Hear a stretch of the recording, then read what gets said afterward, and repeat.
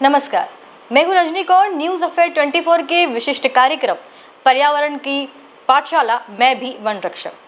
जैसा कि आप जानते हैं कि न्यूज़ अफेयर 24 एक छोटी सी मुहिम लेकर चला है, जिसके अंतर्गत हम पर्यावरण संरक्षण को लेकर कार्य कर रहे हैं, जिसके अंतर्गत वन संरक्षण, जल संरक्षण, वन्य जीव संरक्षण आदि बहुत से मुद्दे मौजूद हैं। जहां पर आज विश्व स्तर पर हम जलवायु परिवर्तन को की मार झेल रहे हैं, तरह तरह की त्रासदियां प्रकृति के द्वारा हमें दी जा रही है, उसकी वजह क्या है उसे जानना अब मनुष्य के लिए आवश्यक हो गया है। इसी के अंदर विशिष्ट अतिथि से आज हम मिलने आए हैं, जिनका इस क्षेत्र में काफी अच्छा अनुभव रहा है। मैं स्वागत करती हूँ न्यूज़ अफेयर 24 के इस कार्यक्रम में श्री चंद्र सिंह कोठारी जी का। नमस्ते। धन्यवाद।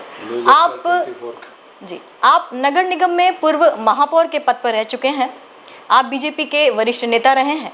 आपके कार्यकाल में आपने जल संरक्षण, झील संरक्षण, वन्य जीव संरक्षण एवं नगर के सौंदर्यीकरण के लिए अभूतपूर्व कार्य किए हैं। तो आपसे ज़्यादा अधिक उदयपुर को शायद ही कोई जानता होगा। तो आइए जानते हैं कि इनके लिए उदयपुर का पर्यावरण और उसका संरक्षण कितना अति आवश्यक है। मैं आपका स्वागत करती हूँ और सबसे पहले मैं ये जानना चाहती हूँ कि पर्यावरण संरक्षण कितना ज़रूरी है। ऐसा है कि ज्यों-ज्यों समय बीत रहा है, न केवल उदयपुर, न राजस्थान, न हिंदुस्तान, पूरा विश्व इसकी चिंता कर रहा है। और उसका कारण भी है कि पहले जितने प्राकृतिक साधन थे उनका दोहन बहुत सीमित मात्रा में होता था। अब जो मनुष्य विकास कर रहा है, प्रकृति का दोहन ये कहें कि प्रचुर मात्रा क्या बहुत ज़्यादा कर रहा है, अति कर रहा है, और इसका खामियाजा भी उसे भुगतना पड़ रहा है, पूरी सृष्टि को भुगतना पड़ रहा है।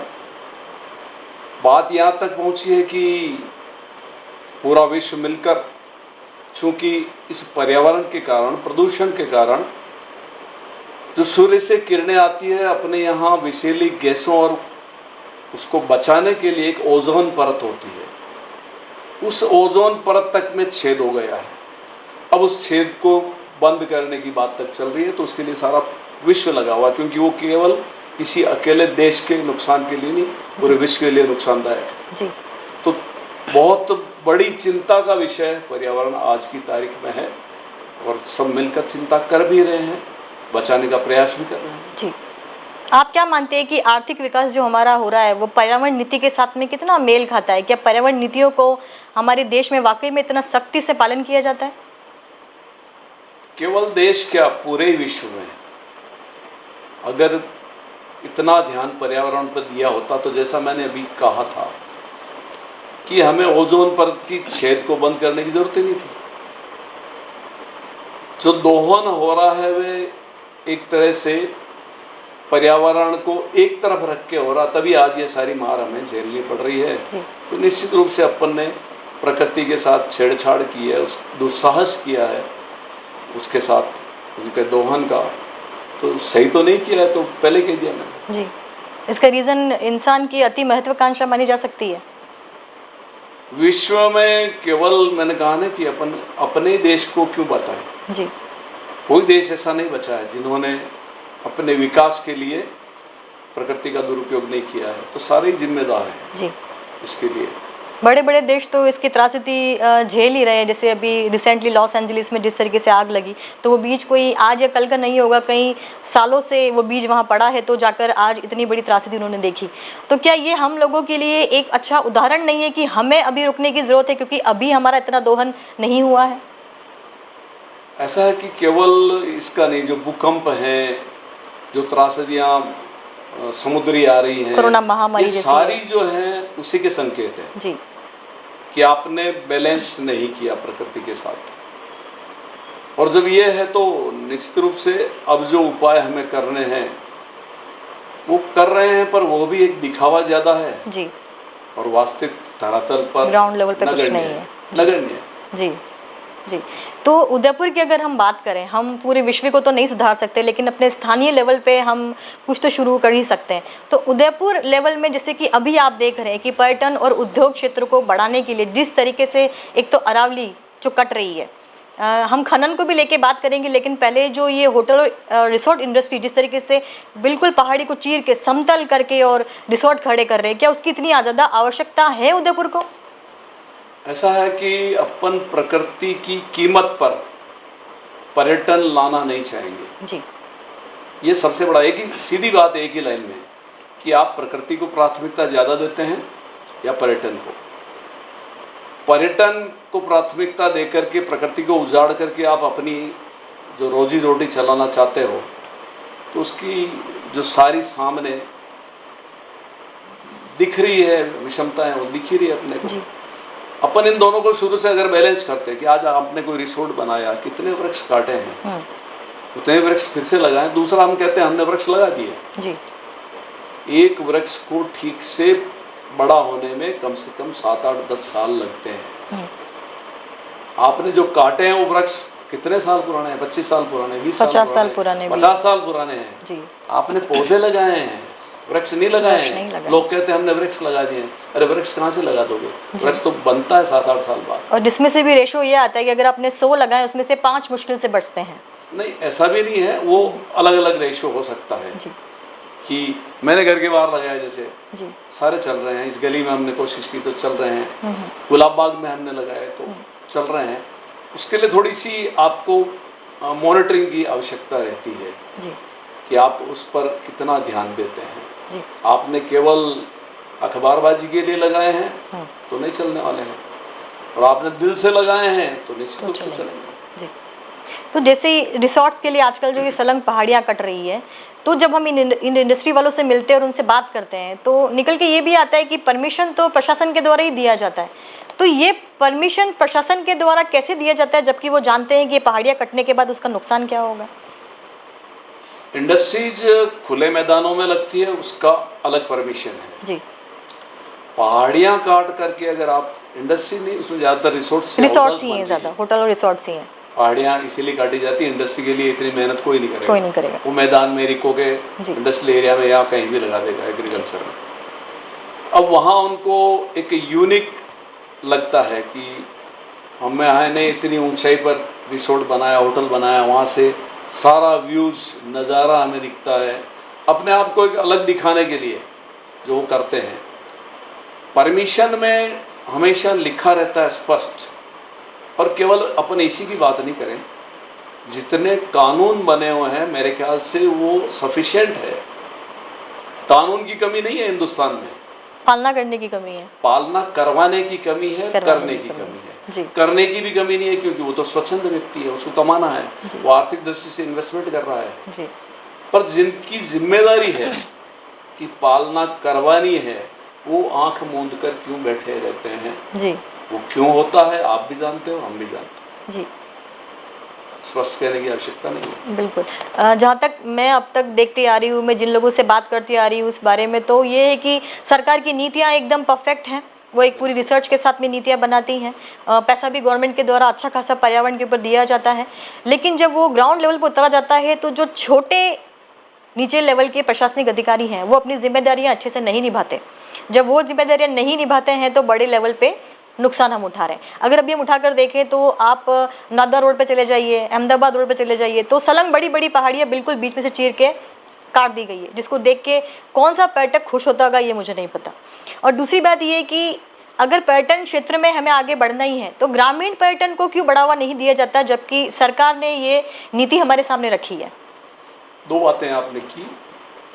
पहली तो ये कि सरकार की नीतियाँ बनती है और उसमें सिद्धांत अपन बात कर रहे हैं कि नीतियों में आपने जो कहा थोड़ा सा मेरा उसमें डिफरेंस है। जी।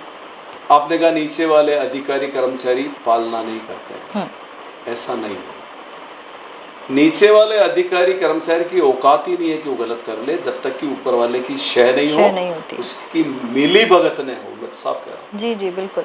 तब तक वो उसकी औकात नहीं है। अपन एक उदाहरण लेते हैं, यही चीरवा वगैरह में वर्षों पहले जापान कंट्री से फॉरेस्ट को करोड़ों रुपए मिले हैं प्लांटेशन के लिए। जी।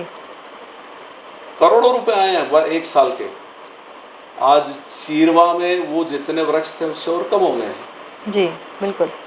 तो वो वही हुआ कि नीचे जो धरातल पर काम होना चाहिए था नहीं हुआ, सब जगह मिली भगत का मामला है। दूसरी बात जो आपने बताई क्या थी, एक तो अपना ये हो गया, सेकंड एक आपने और बताया था अभी क्या विषय, पहाड़ियाँ कट रही है जो, ये जो धरातल, हाँ पहाड़ियाँ जो कट रही है। अब इनमें भी ये कि पर्यटन के ऊपर से, हाँ नहीं गाँवों को पर्यटन बढ़ावा देना, वो वाली बात भी आपने की थी। पहाड़ियों वाले में कहें या ये जो कहा अपन चीरवा की कहें पहाड़ियाँ या रिसोर्ट की कहें, वो बात पहले भी अपनी हो गई है। और वहाँ भी वही जिम्मेदार लोग हैं जो उनको परमिशन देते हैं, स्वीकृति देते हैं। कागज़ों में स्वीकृति जो है उसकी पालना वहाँ साइड पर नहीं होती है। ऐसा नहीं कि स्वीकृति गलत कभी नहीं होती है जी, क्योंकि वो अधिकारी जानता मैं जहाँ दस्तखत कर रहा हूँ, अगर गलत जगह दस्तखत करूँगा मेरी नौकरी जा सकती है। तो जितनी भी परमिशन रिसोर्ट्स की, होटल्स की मिली हैं वो सारी सही होंगी, पर उस परमिशन देने के बाद वहाँ का कोई बंदा, कर्मचारी, अधिकारी वहाँ जाकर नहीं देखता कि हमने जो परमिशन दी है उसकी वहाँ पालना हो रही है नहीं हो रही है। नगर निगम बाहर का तो हमारा नगर निगम का कोई काम था नहीं। यहाँ जो झील किनारे पहाड़ियाँ हैं शहर में, वहाँ हम नगर निगम से परमिशन मकान बनाने की देते थे। अब उसमें 40-60 का रेशियो होता था कि आपकी जितनी ज़मीन है उसमें अपन 40% पर निर्माण कर सकेंगे, 60% आपको छोड़ना होगा, खाली छोड़ना होगा। अब परमिशन सही है, अब अगर उसने वहाँ उल्टा कर दिया तो कौन देखने वाला। तो जहाँ कहीं भी आप जाएंगे एक शब्द मैं हर जगह आपको बताऊंगा, कमी है मॉनिटरिंग की। मॉनिटरिंग किसी भी क्षेत्र में नहीं होती है। राज्य सरकार आदेश देती है जिले स्तर तक, जिला उसकी पालना नहीं करवा पाता है। तो वही मतलब कंक्लूजन निकलता है कि सख्त होना जरूरी है, मॉनिटरिंग भी जरूरी है। बिल्कुल जी। तो आपके कार्यकाल में आपने झील संरक्षण को लेके कुछ कार्य किए थे, स्वस्थ उदयपुर का एक आपने नारा लिया था और उस पर आपने कार्य भी किया था। तो क्या आपको लग रहा है कि वो चीज़ आगे कंटिन्यू रही या आपके कार्यकाल के साथ ही समाप्त हो गई? मेरे कार्यकाल तक तो हमने पालना की पूरी कोशिश की। प्लांटेशन हो या झील संरक्षण हो, दोनों बातें अपन ले लेते हैं। आज जो ये चीरवा का बायोडायवर्सिटी पार्क दिखता है उसकी हमने फंडिंग भी की नगर निगम से 2 करोड़ रुपया 1 साल का, और मॉनिटरिंग की भी। लगभग हर महीने 2 महीने हम जाकर देखते भी थे, मैं भी और कटारिया साहब भी, कि वहाँ जो पैसा दिया है। और आज आप कभी जाएं, बायोडायवर्सिटी पार्क मेरे ख्याल से राजस्थान का एक अद्वितीय नमूना है कि इतना घना जंगल जो डेवलप उन्होंने वहाँ किया है कहीं नहीं मिलेगा आपको। ऐसे ही माछला मगरा फॉरेस्ट के लिए हमने पैसा दिया, फॉरेस्ट को वहाँ डेवलप किया। फॉरेस्ट उनकी ऐतिहासिक दीवार थी इसलिए वो दीवार भी बनवाई, उनका ऐतिहासिक दरवाज़ा था वो भी बनवाया, और अंदर भी उनको हेल्प की। पानी के लिए अभी भी टेंडर होते हैं, हमारे समय भी होते थे। गोवर्धन सागर का होता है, पिछोला का होता है, फतेह सागर का होता है, जलकुंभी निकालने का होता है। डिविडिंग मशीन जो हमारी चलती है बाहर निकालने की, उसका भी होता है। हम भी आजकल समाचारों में पढ़ते हैं कि भाई डिविडिंग मशीन चली इतने घंटे तो इतना मलबा बाहर आना चाहिए, क्यों नहीं आया। फिर वही जवाब है कि मॉनिटरिंग नहीं की। 50 मजदूर लगे फतेह सागर पर, शाम तक कितना जलकुंभी निकाली, इतनी कम क्यों आई, मॉनिटरिंग नहीं की। गोवर्धन सागर पर काम हुआ, बाहर मलबा कम क्यों आया, मॉनिटरिंग नहीं की। तो जितनी ज़्यादा मॉनिटरिंग आप करेंगे, मैंने खुद ने कभी भी जिम्मेदारी मिली तो उसको ये नहीं कि चुनाव लड़वा दिया, जीत गए, बन गए। एक ये समझ के कि नहीं, ये 5 साल का कार्यकाल मेरा है, एक माइलस्टोन खड़ा करके मैं जाऊंगा, ये टारगेट लेके मैं चला था कि लोगों को लगे कि ये काम भी बहुत महत्वपूर्ण है, और अगर आप दिल लगा के करो तो इससे बढ़िया काम नहीं हो सकता। काम हुआ। और आपकी मॉनिटरिंग इतनी सख्त थी कि आपने बहुत सख्त कार्रवाइयाँ भी लोगों पे की, जिसका विरोध भी आपको काफ़ी झेलना पड़ा है। झेलना ही पड़ता है। देखो, ये सब जगह होता है जी। अनुशासन अगर आपको बनाना है, डिसिप्लिन अगर आपको मेंटेन करना है, तो आपको सख्त होना पड़ेगा। लोगों ने पीछे कुछ भी कहा हो, और मेरा सख्ती का कारण यही था कि डिसिप्लिन मेंटेन रहे नगर निगम में भी और नगर के बाहर शहर में भी। निगम लोगों को लगे कि कोई एजेंसी है जो मॉनिटरिंग करती है, नियम कानून बनाती है और पालना भी कराती है। लोगों को लगना चाहिए कि नगर निगम नाम की कोई एक कार्यकारी एजेंसी यहाँ शहर में है जी। अनुभूति होनी चाहिए उनको कि है कोई, उसका डर होना चाहिए स्पष्ट रूप से। साफ कह रहा हूँ मैं, डर होना चाहिए। बिना डर के जिंदगी में कोई काम नहीं होता, कुछ नहीं होता, होना चाहिए। बिल्कुल वो हमने किया जी। वो आपने 5 साल बरकरार रखा, लेकिन उसके बाद में अगेन लचीला सा एक माहौल हो गया अगेन। और नगर निगम आपके, मेरे हिसाब से आपके कार्यकाल के बाद ही ये अरावली जितनी कट रही है अभी मेरे सामने, वो उसके बाद ही कटना शुरू हुई नहीं। है। उसमें देखो सीधा कहना कि ये नगर निगम की जिम्मेदारी नहीं है, क्योंकि अरावली की पहाड़ियाँ नगर निगम सीमा क्षेत्र में नहीं आती जी। ये यूआईटी और आज का यूआईडी है जी, उनके अंडर में आती है जी। पर फिर भी मैं कह सकता हूँ कि तब के जो अधिकारी थे, रामनिवास जी मेहता मेरे टाइम में सेक्रेटरी थे जी। तब तक आज जो अखबारों में घोटाले पढ़ रहा हूँ मैं, सेक्रेटरी नाम नहीं लेंगे कौन कौन रहे हैं, कौन कौन निकले जी। घोटाले भी खूब सामने आ रहे हैं। और ये पहाड़ियाँ भी जो कट रही, शायद रामनिवास जी मेहता का हमारा कार्यकाल लगभग एक साथ का ही रहा है। उसके बाद बहुत ज़्यादा स्पीड से ये काम हुआ है। ये तय जो आप कह रहे हो वास्तव में बिल्कुल स्पीड से, कुछ 4-5-6 सालों में ही ये स्पीड बहुत ज़्यादा पकड़ी गई है। बड़े बड़े रिसोर्ट, और जैसे कि आज मुझे पता लगा कि हमारे यहाँ पर कम से कम 3000 होटल इंडस्ट्रीज़ है, जिसमें से 300 बड़े बड़े ब्रांड्स हैं। और अब उन्होंने भी अपनी कुछ ऐसी समस्याएं मेरे सामने रखी। जब मैंने उनसे भी बात करी कि भाई पर्यावरण नीति के तहत आप लोगों का कोई कार्य क्यों नहीं होता, और खनन विभाग जैसे जो खनन कर रहे हैं, माइनिंग कर रहे हैं, उनसे भी जैसे मेरी बात हुई, तो उनका भी वही कंक्लूजन निकल के आता है कि हम गवर्नमेंट के नीति नियमों के अनुसार ही काम करते हैं, लेकिन कुछ चीज़ें ऐसी है जो हमारे स्तर से बाहर है। कुछ परमिशंस हमें लेट मिलती हैं, या फिर ये कह सकते हैं कि काफ़ी सारी ऐसी खामियां मुझे अपनी नीतियों में लगती है, जो मुझे लगता है कि सबको बैठ के बात करने की आवश्यकता है इसके ऊपर, और जो खामी है उसे दूर करने की ज़रूरत है। अब होटल इंडस्ट्रीज़ की भी अगर हम बात करें, उसके बाद अगर हम बात करें तो आयड़ नदी जो सबसे सुंदर की बात करें, फिर 2 बिंदु शामिल हो जाएंगे। जी जी। अभी आपने बताया कि नीतियों में सुधार की आवश्यकता है, ऐसा इंडस्ट्रियलिस्ट ने कहा, माइनिंग ओनर्स ने कहा जी। मैंने पहले भी कहा कि नीतियों में कोई कमी नहीं है, बदलाव भी करना होता तो उसमें कोई ज़्यादा तकलीफ वाला मामला नहीं है। सरकार कानून ला के हाथों हाथ बदल सकती है, पर जो नियम पहले बने हुए हैं उनसे पूछो कि उनकी पालना आप लोग करते हो क्या? आपने माइंस ली, उस परमिशन में पढ़ा है कि कितना प्लांटेशन उस एरिया में आपको करना है? एक भी माइंस पे आपको प्लांटेशन नहीं मिलेगा, 33%। एक भी इंडस्ट्रीज में प्लांटेशन नहीं मिलेगा। तो जो नियम नीतियाँ बनी है उनकी पालना तो कर लो, फिर नहीं बनवाना, हम बना देंगे नहीं भी। जैसे मैंने उनसे ये कहा, उनका ये कहना है कि हमारे प्लांटेशन में 33% हमको प्लांटेशन करना होता है हमारे क्षेत्र के अंतर्गत। तो और कितनी इंडस्ट्रीज में है आप एक बार प्रैक्टिकली जाके देखें, उन्हीं को पूछ लें, जी। उनसे आंकड़े ले लें। मैंने वही कहा कि मैं डायरेक्टली आके, आप जो बोल रहे हैं वो मानूंगी, लेकिन एक बार आके देख के मॉनिटरिंग भी डेफिनेटली करूंगी। उन लोगों ने भी अपनी तरफ से कुछ सुझाव दिए कि कई बार ऐसा होता है कि देखिए जहाँ पर अरावली जो है वो गुजरात, दिल्ली, हरियाणा और मतलब मेवाड़, राजस्थान, 80% राजस्थान के अंदर है। तो माइनिंग के लिए सारी पहाड़ियाँ नहीं है अरावली की, आप ये मान के चलिए कि 2 से 3% ही होती है। तो जहाँ पर जो खनिज है वो वहीं मिलेगा, वहाँ से उसको कहीं डाइवर्ट नहीं किया जा सकता। तो हम तो उसी क्षेत्र में कर रहे हैं, लेकिन बाकी जो अरावली कट रही है उसके लिए जिम्मेदार माइनिंग वाले नहीं है, उनका ये कहना है। बात सही है, ठीक है। तो अभी अपन ने बात की ना, माइनिंग वाले माइनिंग तक हैं जी, बाकी जो रिसोर्ट्स होटल्स बना रहे हैं वो जिम्मेदार है। हाँ, तो वो रोकी जा सकती है क्योंकि वो नेसेसरी नहीं है। तो आ नहीं रही है जी। कोई जाके कारखाना तो पहाड़ी पे लगाएगा नहीं, उसको वैसे ही वो महंगा पड़ेगा जी।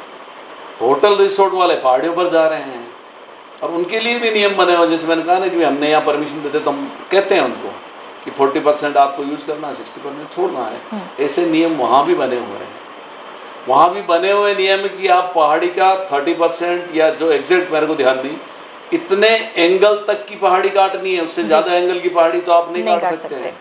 ये तो 60-90% पहाड़ी एंगल है, उनको काट देते। तो उसके बाद में कोई कार्रवाई क्यों नहीं होती? जब उनको पता है कि इन्होंने उससे ज़्यादा काट दिया या कुछ कर दिया है, तो ये जिम्मेदारी किसकी? यूआईटी या जो भी इससे संबंधित विभाग है वो कार्रवाई क्यों नहीं करते? फिर के मॉनिटरिंग नहीं, तो उसका खामियाजा तो हमारी आने वाली पीढ़ी भुगतेगी। देखो मैंने कहा ना, बाहर जहाँ है कुछ ग्राम पंचायतों में भी होटल रिसोर्ट खुले हैं, जब यूआईटी या यूडीए का जो आज का है उसके कार्य क्षेत्र में नहीं है या पहले नहीं थे, अब आज की तारीख में आ गए पर बन गए। तब तो आप यहाँ सिसारा मनाई पई उंदरी इधर जाइए, सारी पहाड़ियों में होटल्स बनी हुई अच्छी अच्छी, सारी होटल्स बनी हुई।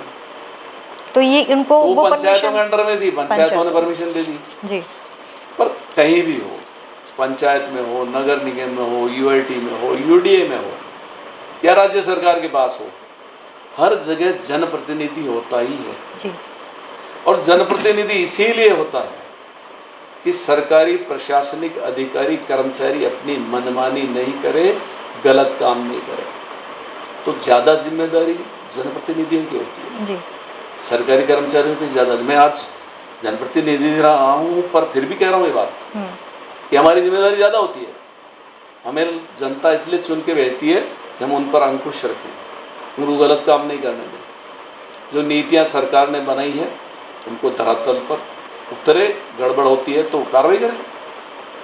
आज शहर में मान लिया बिल्डिंग बायलॉज हमारे नगर निगम के बने हुए थे और बिल्डिंग्स बिना नियम के बनती है तो कमिश्नर ने करे, बिल्डिंग जो हमारे डिपार्टमेंट है बिल्डिंग परमिशन का वो ने करे, तो जिम्मेदारी हमारी बनती है कि हमें जनता ने इसीलिए भेजा जी कि वो कुछ कर नहीं कर पाए, हमें तो उन पर अंकुश रखना ही है। हमारा बाकी काम क्या है? बिल्कुल जब मेयर नहीं होता है, यूआईटी चेयरमैन नहीं होता है, तब भी तो शहर चल ही रहा है। बिल्कुल तो हमारी जिम्मेदारी ज़्यादा होती है। जी वो जिम्मेदारी नहीं रही तो आज जो यूआईटी एरिया में है सबसे ज़्यादा पहाड़ियों का नुकसान वही हुआ हमने। वही हुआ है। तो क्या हम यहाँ पर कुछ ऐसा सोच सकते हैं भविष्य में कि जितना ज़्यादा हमने चीज़ों को डाइवर्सिफाई किया है, मतलब हम उस चीज़ को जितना फैला रहे हैं अलग अलग लोगों के हाथ में, यूडीआई के हाथ में ये, नगर निगम के हाथ में ये, पंचायत समिति के हाथ में ये, तो अब हम ये नहीं मान सकते कि हर जगह पे जो बैठा हुआ वो ईमानदार है। तो क्या ये पॉसिबल नहीं कि इस चीज़ को केंद्रीकृत कर दिया जाए, किसी एक के हाथ में दे दिया जाए, ताकि वो एक ही नियम हर जगह लागू हो जाए और एक ही जगह से परमिशन भी निकले और एक ही जगह से कार्रवाई भी हो जाए? क्या ऐसा पॉसिबल नहीं है सिर्फ पर्यावरण संरक्षण के लिए, अदरवाइज नहीं? नहीं, आपने कहा अभी कि वहाँ ईमानदार नहीं है, हर जगह ईमानदार नहीं हो सकता है। अभी 5 एजेंसियाँ हैं, 5 में से मान लिया आपके हिसाब से 3 ईमानदार है, 2 नहीं है, एक के हाथ में दिया, इसका उल्टा हो गया था। वो वही देखना होगा। जैसे कि यूडीए में अगर मान लीजिए इस यूडीए के क्षेत्र में नहीं आ रही पंचायत समिति, जैसे भी 2-3 महीने पहले बुजड़ा क्षेत्र में कोई रिसोर्ट खड़ा हुआ, वो देवास टनल के ऊपर पुल के ऊपर कुछ बना है ना, उसके ऊपर कार्रवाई हुई, एक मीडिया ही पहुंची थी वहाँ पर, कार्रवाई की गई और उसे बंद करवाया गया काम को। लेकिन 2-3 महीने बाद वो फिर से काम शुरू हुआ, अगेन वो मॉनिटरिंग की कमी।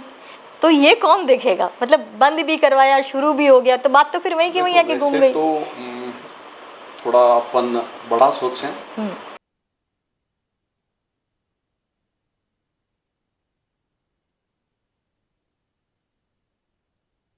कि जड़ क्या है बीमारी की और इलाज क्या है, तो एक ही है, जन जागरण। जब तक जनता समझदार नहीं होगी, जनता नहीं जागेगी, प्रशासन भी ऐसे ही चलेगा, सारे काम ऐसे ही चलेंगे। और जिस दिन जनता जाग गई, जनता को चिंता लगी कि हमारे बच्चों का भविष्य का क्या होगा, हमारे इस शहर का भविष्य का क्या होगा, देश का भविष्य का क्या होगा, सब ठीक हो जाएगा।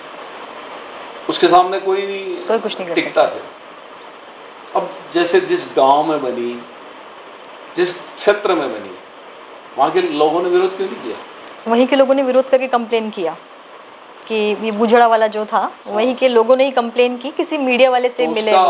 हाँ, निश्चित रूप से फायदा मिला होगा विरोध का, मिला तो सही। विरोध में भी ये होता है मेरे पास में कोई इलीगल वर्क मुझे दिखता है, मैंने एप्लीकेशन डाल दी और ये तीसरी कर ली, और मुझे मॉनिटरिंग करनी है उसकी भी कि मेरे उस एप्लीकेशन का क्या हुआ, कमिश्नर उसको मान रहा नहीं मान रहा है, यूडीए चेयरमैन उसको मान रहा नहीं मान रहा, तो मुझे आगे कलेक्टर को देनी है, कलेक्टर भी नहीं मान रहा है तो स्टेट गवर्नमेंट को मेरे को लिखना है। तो जब तक पीछे नहीं पड़े किसी काम के, काम नहीं होता। अभी आपने कहा नहीं, उन्होंने गाँव वालों ने किया, थोड़े टाइम तक वो काम बंद रहा, फिर दोबारा हो गया, फिर शुरू हो गया, फिर से विरोध करना पड़ेगा उनको। अब ठीक है, सबके पास समय नहीं होता है, आर्थिक दृष्टि से भी बहुत सी बार खर्चे करने पड़ते हैं, नहीं सामने वाला मानता तो आपको जनहित में याचिका लगानी पड़ सकती है, हाईकोर्ट जाना पड़ सकता है, सेशन में जाना पड़ सकता है, न्यायालय भी जाना पड़ता था। बिल्कुल। तो हर कोई नहीं कर सकता है, बात भी सही है। जी। पर कहीं न कहीं अंतिम इलाज तो जनता के पास ही है, जन सहभागिता अति आवश्यक है। जन जागरण भी जी कि भाई ये गलत काम है, नहीं होने चाहिए।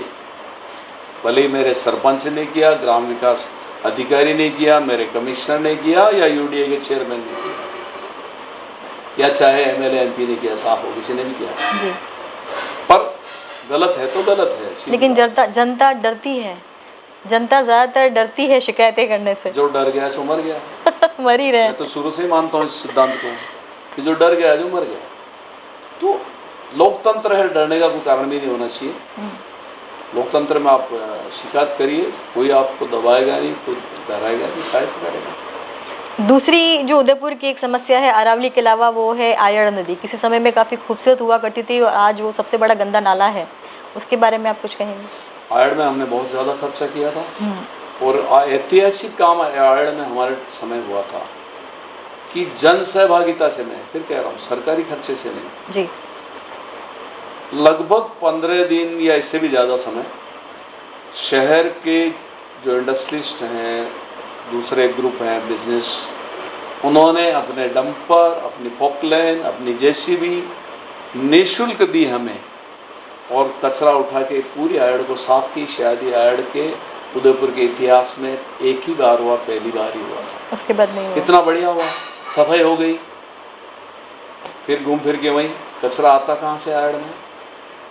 लोग ही डाल रहे हैं, लोग ही डालते हैं। इंडस्ट्रीज का आ रहा है। इंडस्ट्रीज का आ रहा है तो मॉनिटरिंग करें, ठीक है, पर लोग डाल रहे हैं तो जन जागरूक नहीं है हमारा। वो नाला बन गया है पर। और ऐतिहासिक भी है और श्रद्धा की दृष्टि से भी है। तो उसमें यही होता है ना कि आज मैं निकल रहा हूँ, कोई मेरे सामने थैली डाल रहा है, मैं क्यों नहीं टोकता उसको? सही है, टोकना चाहिए। मेरे बाहर अगर कोई निकलता हूँ, लगता मुझे आग जलाता है घर के बाहर, मुझे मना करना चाहिए कि भैया आग जलानी नहीं है, कचरा जलाना नहीं है। ये जलाने वाली बीमारी बहुत तगड़ी है। मैंने प्रैक्टिकली मेरे समय भी जहाँ कहीं मुझे दिख गया कि मेरा सफाई कर्मचारी आग कचरे को जला रहा है, उस दिन उसकी हाजिरी गई। इसके लिए मैंने मेरे पड़ोसियों तक से नाराज़गी मोल ली है। कितने बड़ा तुम्हारा उसमें डाली है। अभी थोड़े दिन पहले सामने को जला, मैंने वीडियो बना लिया उसको और सीसीटीवी लगा तो मैंने उसको बता दिया आगे। मैंने कहा तेने जलाया, सीसीटीवी में आ गया है। मैंने कहा तू नाराज हो तो हो जा, पर मैंने कहा ठीक है, सॉरी बिल कर, अगली बार से मत कर। मैं कंप्लेंट इसलिए नहीं कर रहा हूँ, अगली बार ध्यान रखना, पहली बार किया है तो अब मैं इनसे नाराज़गी मोल लूँ, इनसे नाराज़गी मोल लूँ, ऐसा सब करें ना। मैं देवस्थान मेरे बिल्कुल नज़दीक में है, वहाँ कभी कचरा जलाता तो मैंने डिप्टी कमिश्नर वहाँ उनको कहा है, 2 बार 3 बार टेलीफोन किया। जतिन जी गांधी को कहा, कभी अशोक जी शर्मा को कहा है। मैंने कहा देवस्थान आपका यहाँ टूरिज्म का ऑफिस है अंदर ही, उस टूरिज्म के ऑफिस के बाहर पत्तियाँ इकट्ठी होकर जला रहे हैं आप, टूरिस्ट क्या आएगा? बिल्कुल। तो जहाँ लगे आदमी को बोलना चाहिए, ऐसा बोलने की आदत पड़ जाएगी ना। एक बार आप टोकोगे, दूसरी बार इतना तो है, कोई नहीं करेगा। हो सकता है 1-8% लोग ऐसे भी हों, उसके बाद भी नहीं माने। उनके लिए कानून है, उनके लिए कानून है कि आपने किया, आपका वीडियो बनाया, नगर निगम दीजिए जी। अपने यहाँ तो पूरा इंडस्ट्रियल एरिया में इसका ऑफिस है। ओके। हाँ, पर्यावरण के वहाँ कंप्लेंट कीजिए आप। कितने लोग इस बारे में जानते और हैं? आजकल ऑनलाइन कीजिए, आप जाके अपना गाड़ी घोड़ा नहीं ले जाना है, तेल नहीं जलाना है, समय खराब नहीं करना है, ऑनलाइन तो घर बैठे बैठे कर सकते हैं। मोबाइल तो मेरे ख्याल से ऐसा कोई मकान नहीं जिसमें घर पे नहीं हुए हैं, और सबके पास बढ़िया वाले मोबाइल होंगे, बिल्कुल मेरे से अच्छे। अभी तो सबसे बेटर है, सबके पास मोबाइल ही सबसे बेटर है, फिर सबसे अपडेट वर्जन। ऑनलाइन कंप्लेंट की भी सुविधा है इसको। हम जो ये मुहिम चला रहे हैं, देखिए हमने अपना समय या अपना जीवन जो निकाला हरियाली में निकाल दिया, या अब तक बहुत सी चीज़ें ऐसी हैं जो हमारे बच्चे आज नहीं जानते। आने वाले समय में हम अपने बच्चों को कंधे पे बैग देंगे या फिर ऑक्सीजन सिलेंडर, ये हमें नहीं पता है। तो उसमें भी जो जन सहभागिता की आपने बात करी, उसमें नव युवकों का या नए बच्चों का सबसे ज़्यादा योगदान है, क्योंकि वो जिस तरीके से आज ट्रेंड करते हैं या जिस तरीके से वो कदम उठा सकते हैं, लेकिन देखा जाए तो आज खुद ही पथभ्रमित है। अगर वो लोग जुट के बाहर आएँ तो मुझे लगता है कि ये चीज़ और भी ज़्यादा बेटर हो सकती है।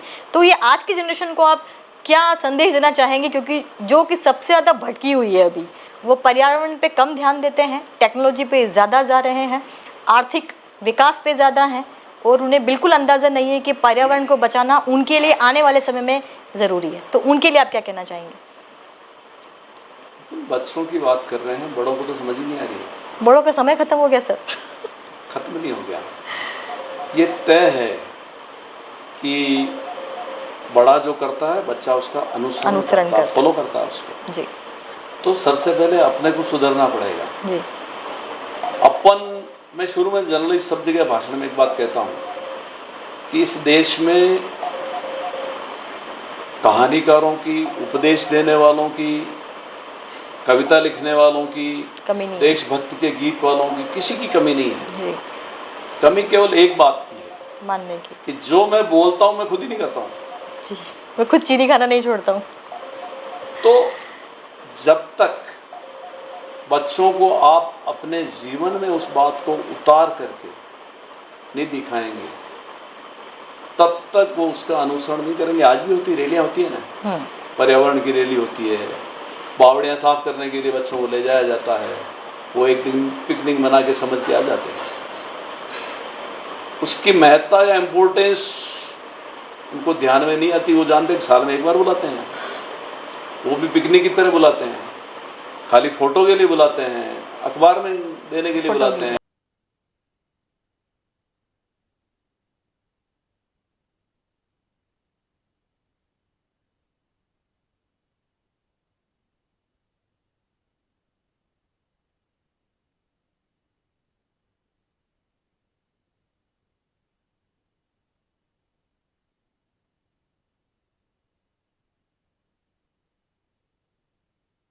कितना बड़ा हमारी आने वाली पीढ़ी को हो सकती है।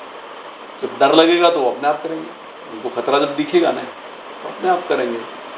और ये जो अपने यहाँ चलता है ना कि एक दिन मातृ दिवस, एक दिन पितृ दिवस, एक दिन वैलेंटाइन डे, एक दिन फलाना डे, एक दिन मतलब साल में एक बार पिताजी को पूज लिया, एक दिन माताजी को पूज लिया, एक दिन दोस्त को याद कर लिया, 364 दिन भूल गए। उससे नहीं चलता है। 365 ही दिन उसको हर चीज़ को याद दिलानी पड़ती है, तो उसका फ़ायदा होता है। तो उनको रोज़ाना आते जाते, उठते बैठते, सुबह शाम, उनको घर में भी लगे कि सुबह उठ के मेरे को पौधों में पानी पिलाना है, तो आदत पड़ेगी अपने आप ही। स्कूल में भी अगर प्लांटेशन है तो उनको लगना चाहिए कि आज इस क्लास को पानी पिलाना, आज उनको पिलाना। माली क्यों पिलाएगा? अगर आपको बच्चों को शिक्षा देनी है तो बच्चों को लगाओ ना, क्या दिक्कत है? तो जब वो खुद करेगा तो आदत में आ जाएगा खुद ही, फिर उसको अलग से करने की या कहने की आवश्यकता नहीं होती है जी। बाकी बावड़ियाँ साफ करने का सारा मुहिम चलती है, बड़े बड़े मीडिया लोग करते हैं जी, बिल्कुल, पर वो सीजनल चलता है, उसका इफेक्ट भी सीजनल ही रहता है। एक हफ्ता बाद वो बावड़ी उतनी गंदी होती है। बिल्कुल, हमने भी साफ की, ऐसा नहीं है। गुलाब बाग में जितनी बावड़ियाँ थी सारी साफ की हैं, पर लगातार मेंटेन करना अलग बात है। बाकी यूँ झील वाली बात निकली पानी की, तो हमने जितनी गुलाब बाग की बावड़ियाँ हैं, तोरण बावड़ी है, बाहर की भी ली हमने, फतेह स्कूल के पास वो बावड़ी है, इनमें सब में फाउंटेन्स लगाए, मोटर लगाई, जिससे क्या पानी का रिसाइकिल होता रहे, तो पानी फिर गंदा नहीं होता, बदबू नहीं देता है। परमानेंट काम भी किए जी। कचरा अपने आप साइड में फैल जाता है, तो उस दृष्टि से भी काम किया। ऐसा नहीं कि वैसा नहीं, उसके लिए नहीं किया, उसके लिए भी किया। स्मृति वन हमने गुलाब बाग में डेवलप किया। 1000 रुपया एक व्यक्ति से लेकर के कि आपका वृक्ष भी लगेगा, आपके आप माता जी पिताजी किसी की नाम से लगाइए, याद में लगाइए। 1000 रुपये ले, मेंटेन नगर निगम करेगा उसको। मैंने स्वयं ने कहा था कि अगर पूरे शहर में आपका किसी का भी जन्मदिन है, आपकी विवाह की वर्षगांठ है, केवल आप हमें फ़ोन करिए, हम आएंगे, आपके यहाँ प्लांट लगाएंगे, ट्री गार्ड भी लगाएंगे, पानी आपको पिलाना है जी। क्योंकि हर घर के बाहर पानी नगर निगम पिलाने नहीं जा सकता जी। काफ़ी स्कीम्स हमने लाए थे। अब ठीक है, जनता कितना उसमें एक्सेप्ट करती है वो वाला मामला रहता है। बिल्कुल। तो वो तो सब जगह रहेगा ही कि आप खुद कितना कर पाते हैं, जनता आपको कितना सहयोग कर पाती है। सरकार सब कुछ कर लेगी, इस भ्रम में जिंदगी में कुछ नहीं हो पाता जी। सरकार सब कुछ नहीं कर सकती है। तो बड़े बड़े काम है, ठीक है, जो हाथ में गवर्नमेंट ने ले रखे हैं, हॉस्पिटलिटी वाला है, एजुकेशन का है, रोड, लाइट्स, वाटर सप्लाई, ये बड़े बड़े काम वो कर लेगी। बाकी सारे काम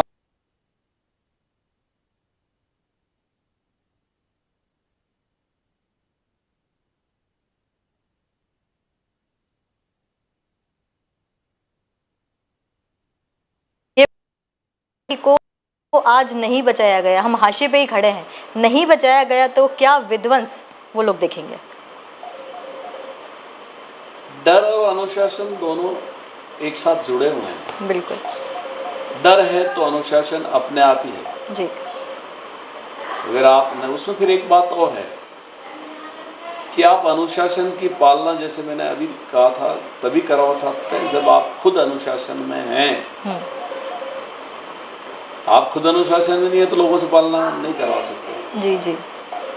और अगर आपका डर है तो अनुशासन अपने आप मेंटेन है। जी। होता ही है निश्चित रूप से। तो मैंने शुरुआत अपनी हुई थी ओजोन परत से जी।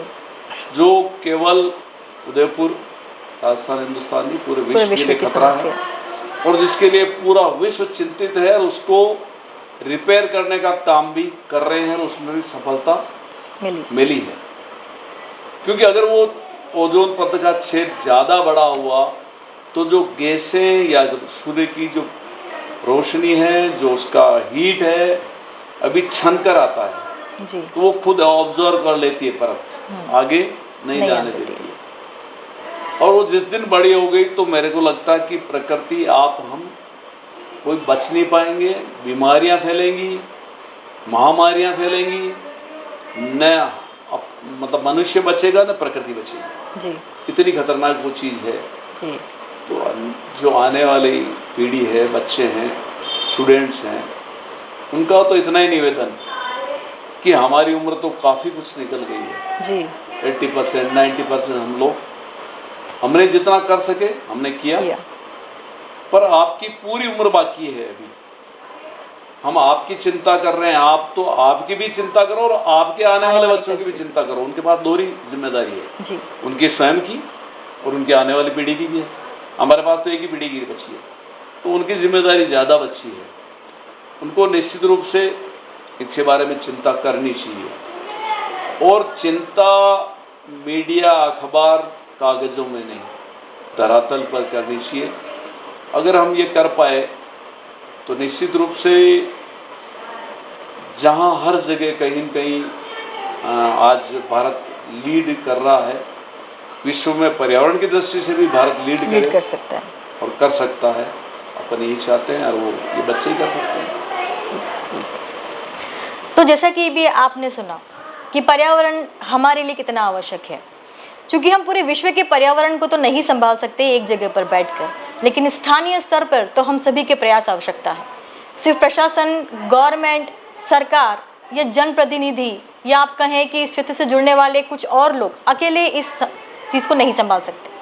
प्रत्येक मनुष्य, जैसे कि मैं हमेशा कहती हूँ कि 140 करोड़ हम हैं भारतीय, और अगर एक एक भारतीय ने भी अपनी इस जिम्मेदारी को दिल से निभाया तो शायद हम इस क्षेत्र में विश्व को एक बहुत बड़ा पैगाम दे सकते हैं, एक बहुत ही अच्छे मॉडल के रूप में निकल के बाहर आ सकते हैं। जैसे कि मैं आपको हर बार कहती हूँ कि जागने का समय अभी है। अगर आपने देर की तो आप अपने बच्चों के पीछे बसते नहीं बल्कि ऑक्सीजन के सिलेंडर लेके बाहर भेजेंगे।